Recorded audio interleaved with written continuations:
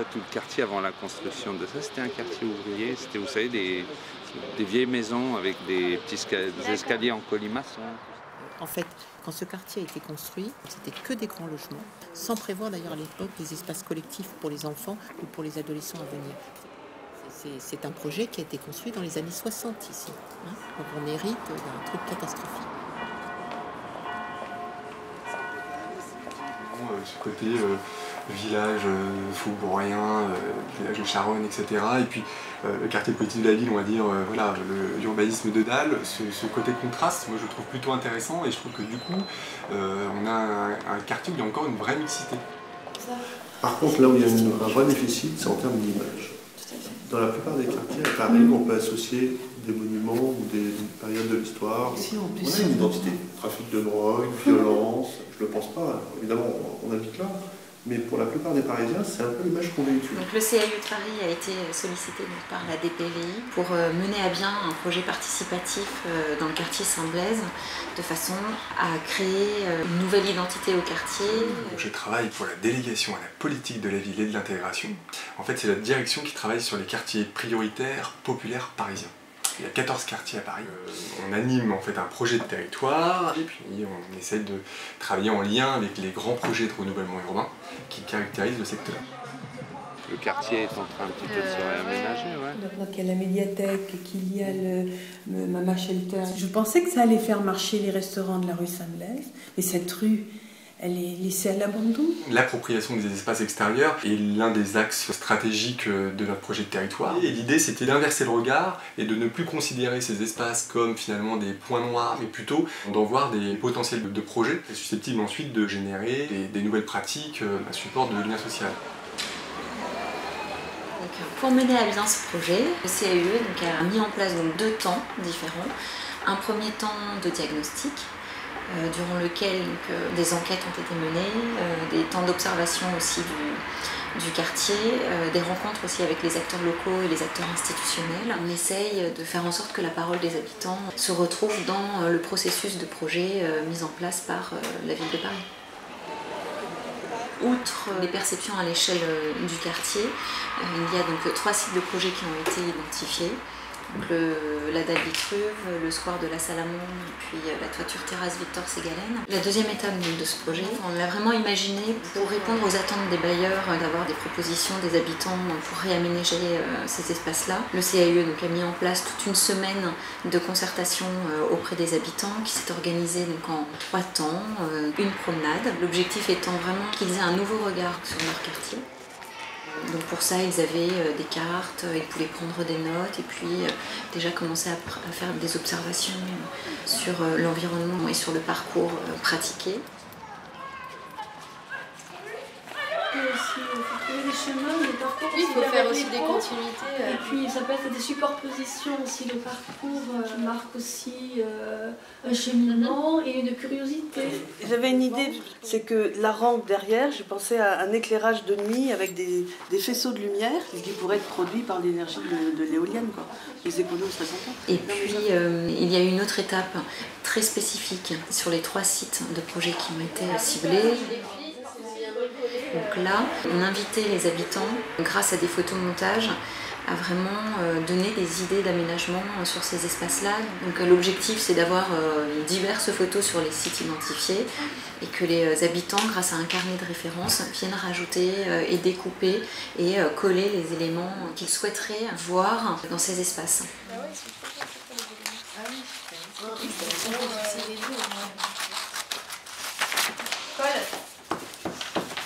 Papier. Le papier de couleur, il y en a là. Allez hop, petit jardinier, le groupe de rock'n'roll, on les met à côté. Parfois, pour aider aussi les habitants à illustrer leurs idées, on leur donne pour support des plans qui leur permettent justement de pouvoir aussi dessiner des zones, par exemple. L'espace étirement, l'espace... La dernière étape de ces ateliers, c'était la maquette, où là, grâce aux différents photomontages qui avaient été élaborés précédemment, les habitants ont pu, en 3 dimensions, retranscrire et transmettre leurs idées. Faire des cabines, mais ranger les outils du jardin. Donc c'est des petits volumes qui sortent. Le CAE a mis en place un certain nombre d'outils. L'idée, c'est vraiment d'essayer de vulgariser au maximum les notions. On essaye de faire en sorte qu'ils puissent s'approprier facilement les outils qu'ils n'ont pas forcément l'habitude d'utiliser. Je vous assure qu'on n'a pas besoin d'être un expert, ça crée une ambiance. On passe d'abord d'une promenade, ensuite on passe à la réalisation de maquettes, etc. Et je trouve ça intéressant que les habitants puissent voir en fait ces différentes phases et ces différents questionnements. Alors je suis partie d'une rue sans âme. Il y avait 2 séries de bâtiments avec une couleur atroce et une chaussée pareille, et tout était désert. Ce que j'imagine, c'est le square, par exemple, sans barrière, et que les 4 allées qui sont autour deviennent un territoire à part entière, complètement aménagé, avec des couleurs ludiques ou des espaces ludiques. Les façades sont très austères. Là, c'est vrai que... le long des immeubles, il y a très peu de végétation. Revégétaliser la façade. Oui, et ça ce serait formidable si on pouvait faire ça. Ça donne un côté vivant et naturel. C'est plus un square, ça serait un lieu de vie. Plutôt que de la réduire dans des espaces fermés, ça serait donner à la vie tous ses droits, quoi.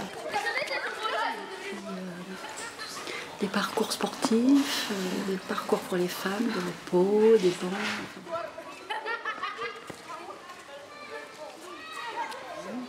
La vie pour moi c'est aussi des matériaux nobles comme le bois, évidemment de la verdure et des fleurs.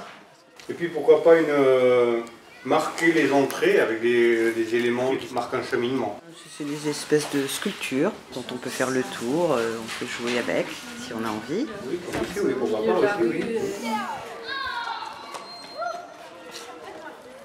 Lorsque le CAE de Paris mène des actions participatives, l'objectif c'est de pouvoir toucher le public le plus large, donc les habitants adultes et en même temps le jeune public.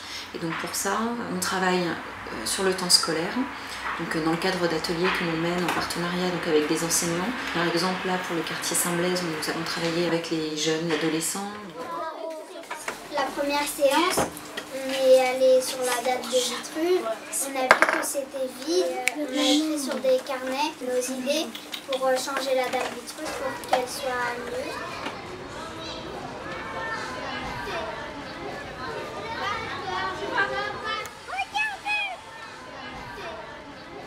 Là où nous avons pu aussi travailler avec une classe d'une école maternelle du quartier. Alors, est-ce que quelqu'un d'entre vous a déjà entendu ce mot? Architecte. Alors, Adam. Il travaille des plans. Il travaille des plans de quoi? Des maisons. Donc l'objectif c'est vraiment de pouvoir associer toutes les propositions et qui émanent de l'ensemble et de ces publics très divers qui ont été donc sollicités pour retranscrire et transmettre leur perception du quartier. Liberty at Saint-Blaise. Balançoire, trampoline, jeu d'eau. Le rêve est juste en bas de chez vous. Sur votre transat, profitez de l'air frais du soir avec les étoiles solaires. Faites vos barbecues entre voisins juste en bas de chez vous et pique-niquez sans attendre sur les pelouses de la dalle. Et profitez pendant les beaux jours de votre jacuzzi solaire. La première idée, ça a été sur les bouches d'aération, d'imaginer une pyramide avec soit des câbles lumineux, auto-alimentés. Donc il y a 3 pyramides pour délimiter l'espace, en même temps qui apportent de la lumière.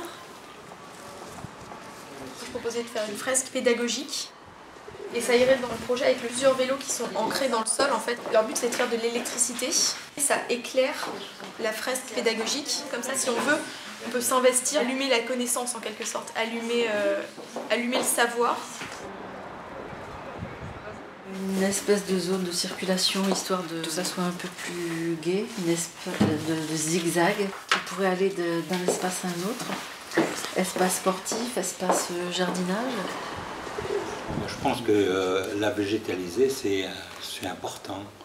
Et en fait, j'ai imaginé de mettre toute une surface bleue, ce très beau bleu. Là, j'ai mis un parcours en blanc de course à pied et là un espace de méditation. Ah oui, j'ai oublié les éoliennes. Enfin, 2 petites éoliennes qui permettront d'éclairer les lampadaires. Et puis peut-être des petits panneaux pour éviter au vent de souffler. Donc on récupère le vent, mais on se protège pour, par exemple, planter. On récupère en hauteur et puis on se protège à terre. Je pense que oui, ce genre d'initiative est intéressante pour que nous, on ait des raisons de descendre. Les seules fois où je descends la rue Saint-Blaise, c'est quand je vais faire une prise de sang. Non, et quand il y a la participation des habitants, ça permet aussi du lien social pour créer des choses entre les habitants et nourrir les projets urbains. Pour moi, un espace de verdure dans une résidence, ça doit être à la disposition des résidents. Voilà, donc associer les résidents. Et c'est de cette façon, comme vous disiez tout à l'heure, que les choses seront respectées. Enfin, la plus-value du projet, c'est que des ateliers sont organisés avec les habitants. Donc là, on prend part de leurs préoccupations, leurs attentes, leurs besoins. L'idée, c'est que les aménagements qu'on va leur proposer répondent à leurs souhaits et qu'ils améliorent leur quotidien. Quand on fait participer les habitants en amont, même si on ne répond pas à tous leurs besoins, ça permet aussi de se baser un peu sur cette dynamique habitante pour pérenniser les investissements derrière.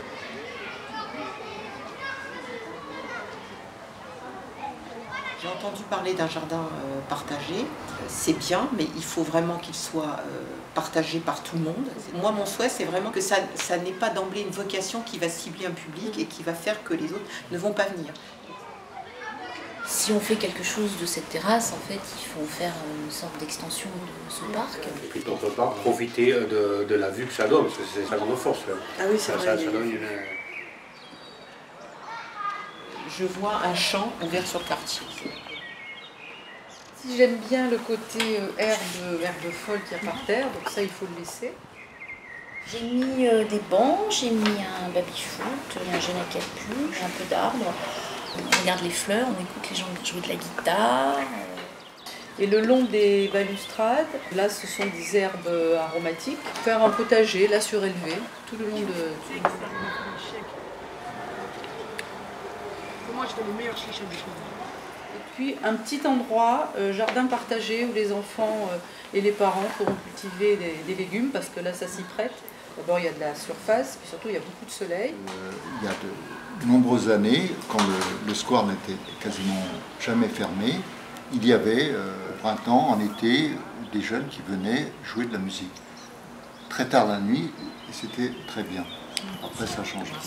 Donc on pourrait faire un kiosque musical. Une idée serait de profiter d'un petit espace pour faire une partie sportive, pour s'entraîner, faire du sport, etc.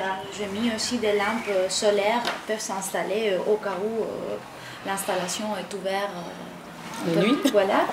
Et puis, c'est un lieu d'observation, une vue très très très ouverte.